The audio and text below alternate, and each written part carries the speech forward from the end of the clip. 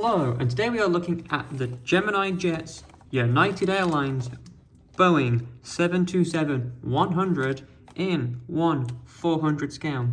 And as you can see, this model comes packaged in this really nice little presentation box here. And as you can see, here we have an image of the plane. Now this is identical to the model found inside, so you can have a quick look at it now. Of course, it has the airline it flew with here, United Airlines with their logo, and the model of the plane, the Boeing 727-100. Turning it over to the back, you can see another image of the plane, this time from the other side, as well as some information about what a Gemini jet actually is. Now, moving back to the front of the box, you can see here it says, "Look inside." Now, if we just pop open the lid, you can see the model sat in the box very nicely through this little window. So you can have it on display really easily without having to get it out of the box. Looking really nice packaged in there. Then on the lid, you can see here we have some information about the Boeing 727-100. Here we have a little history of the plane, and then here we have specification information such as the length, height and wingspan of a real 727. And over here we have some other information you may like to know about this plane, such as its max takeoff weight, its cruising speed, range, and things of that nature. Now let's open up the box and have a much closer look at the model itself. Pops out really easily. In these two little pieces of plastic, just remove the top.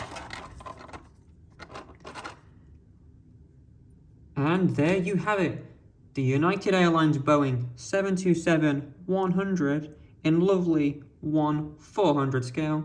And actually this is a really nice detailed die-cast metal model. So let's have a look at some of the nice physical details on it. Starting at the wings, you can see the flaps and the ailerons of the plane on the wings. And that is, of course, on both wings, looking really nice. It's a nice little attention to detail with things like the little antenna pieces here. We have really nice detailed landing gear, and they do actually have rollable wheels, as you can see. Rolls really nicely. Of course, with the rear landing gear as well. And over here we have a hole for a stand, if you have one, so you can have it really nicely on display. Of course, a little Gemini Jets logo as well. And of course, if you can see this plane, it's got a couple of distinct features on it, with the rear-mounted engines here, and the big middle third engine on the stabilizer, like this. Of course, this is a tri-jet plane, characterized by its 3 engines. Looking really nice. It's quite a unique looking plane, different than your standard airliners, which are typically either dual jet or quad jet. Of course, we also have a T-tail. You can see the stabilizers forming the shape of a T, rather than them being more in the middle or at the bottom. Of course, you can see the elevators and rudders on the stabilizers, so still, the attention to detail is really nice. Looking at the back, you can see the backs of the engines on the plane. It's really, really nice. Now let's have a look at the livery itself. And actually, this is the United Airlines Saul Bass livery, which was introduced in 1974 and was designed by Saul Bass. This is one of United Airlines' most iconic liveries. This livery introduced this W tulip logo. You can see here on the tail. It's really nice. You can see the orange, red, and blue stripes running all across the plane. Of course, looking really, really nice. Really nice looking livery. Of course, the United logo and name written above the lines there. And of course, on that side as well. But not only that, it has a polished metal underside, and of course some polished metal on the wings as well. So you have a combination of a really nice, really iconic livery, and a nice polished metal design as well. And of course over here you can see a registration of N7001U. We have some fun facts about this plane, which we'll get into shortly, but first, let's have a look at the model of the plane itself, the 727. Now, the 727 is a narrow-body tri-jet airliner, of course, produced by Boeing. And it was the only tri-jet that Boeing ever produced.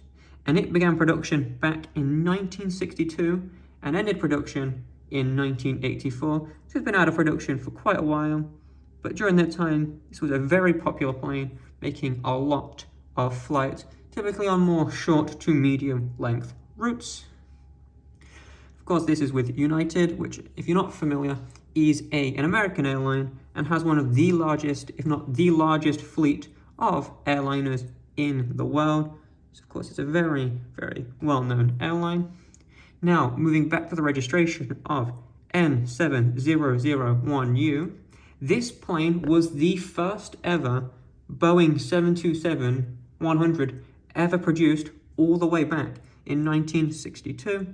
So when they first put them into production, this was the first ever one produced. So this is a nice little piece of aviation history, the first 727. And it was delivered to United Airlines in 1964. And it flew with them until it retired in 1991. So from 1964 till 1991, this plane was flying for United. And then, of course, in 1991, it retired. And then it made one final flight after some restoration back in 2016. And it now currently sits on display at the Museum of Flight in Seattle, Washington. But during its tenure as a plane, during its service, it made over 48,000 flights and carried approximately 3 million passengers, which is quite a lot. And this plane really did its service. And of course, being the first ever Boeing 727, a nice, really nice piece of aviation history. The originator of this model. Now moving back to the model itself, let's look at the actual size of the model. So we can see here it has a wingspan of about 8.2 centimeters, or it's about 3.2 inches. And the length of it is about 10.1 centimeters, or 3.9 inches. So overall, it's a really nice size model, really nice and detailed. Just overall, it's a great, great piece. Perfect for any collector of, say, Boeing aircraft or United Airlines aircraft, because it's in such an iconic livery. Of course, it is the original 727, so if you're a fan of the 727, it's perfect for that. It's a great display piece, really nice and detailed. Just overall, it's a really, really wonderful model, and it's available now from modelcorner.co.uk.